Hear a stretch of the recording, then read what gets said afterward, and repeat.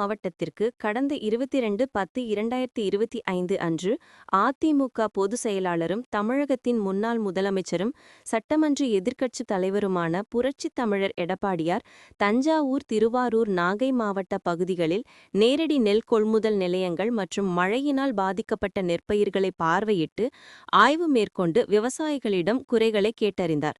அப்போது நேரடி நெல் கொள்முதல் நிலையங்களில் விவசாயிகளிடமிருந்து பெறப்பட்ட நெல் இயக்கமில்லாமல் தேக்கமடைந்த அவல நிலை குறித்து போர்க்கால அடிப்படையில் அரசு நடவடிக்கை எடுக்க வேண்டும் என அறிவித்தார். அதன் பிறகு விவசாயிகளிடமிருந்து கொள்முதல் செய்யப்பட்ட நெல் வெளிமாவட்டங்களுக்கு அரவைக்கு அனுப்பி வைக்கப்படுவதாக திருவாரூர் மாவட்ட ஆட்சியர் தெரிவித்திருந்தார். ஆனால் பல இடங்களில் நேரடி நெல் கொள்முதல் நிலையங்களில் கொள்முதல் செய்யப்பட்ட நெல் தேக்கமடைந்துள்ளதாக கூறப்படுகிறது.